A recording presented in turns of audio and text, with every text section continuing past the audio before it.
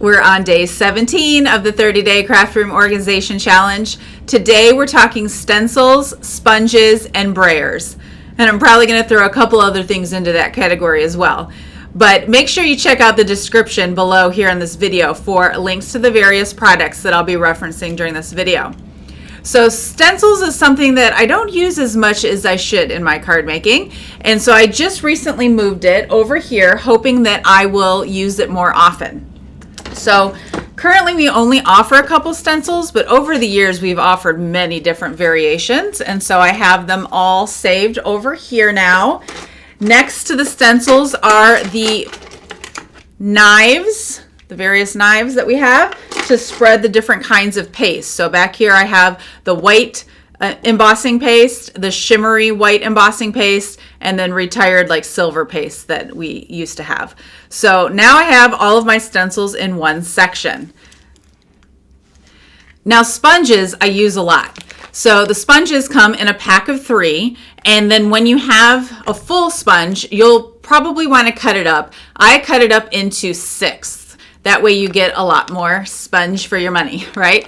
So the best way that I have found is to keep them in one of these plastic making memory jars, and I just use a punch to punch out the shape for the corresponding color. So I don't have one for all 53 colors, but I just generalize this is for brown.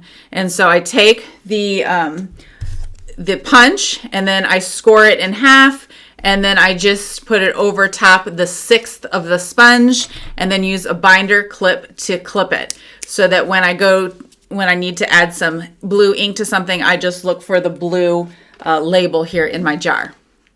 As for my brayers, a couple years ago, Stampin' Up! Went to a more disposable format, so you can now get 2 black handles and 4 sponges, and then they just snap on here and you can use them for different colors. So I label them with my label maker, one for each major color of the rainbow, and then I keep them over here again in these plastic making memories jars. Now daubers I use all the time. So I have them labeled and keep them in this box, which I got on Amazon. You can find the link below. But this box holds 40 different daubers, and you can get the daubers from Stampin' Up! But I have a different row for the reds, orange, yellows, greens, blues, pinks and purples, browns, and blacks and whites. And then down here I have some new ones that I haven't used yet. So I do label them, again, not by each individual color. So like I have a pink, and then I'll have like a light pink. And actually that one's not labeled, so I'll label that one. Light purple, dark purple. So I basically do a light and a dark shade for each color of the rainbow. But I definitely recommend this. I've even seen people print like a color chart up top, and then you can put it inside the case. But I did that and I didn't feel like I needed that as long as I had each column designated for a particular color. And lastly, let's talk blending brushes. So Stampin' Up! Just came out with some and I love them. You can get 3 in a pack for $12. And as soon as they came out, I started using them, but I also knew I needed a way to store them so that they wouldn't be touching each other and getting ink on things.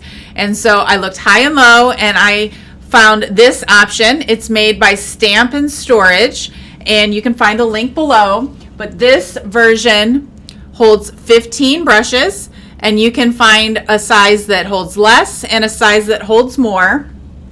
But I knew I wanted to display mine. They also have a version that you can put in a drawer so they lie down flat, but again, they're at an angle so they're not touching things. You'll have to check it out. It's pretty cool. But in any case, I have one for each main color of the rainbow, and I did get what's called some brush buddies, and you can find the link for that below as well.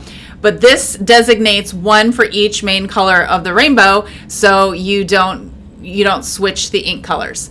Now, if you don't want this many blending brushes, you can wash them after each use and then just use one brush for all the colors. But I don't have a bathroom or a faucet in my basement, so it's hard to run up and down during a class. So I thought this was the best option for me, and I still have room to grow. So make sure you spend the day organizing your stencils, sponges, brayers, daubers, and blending brushes.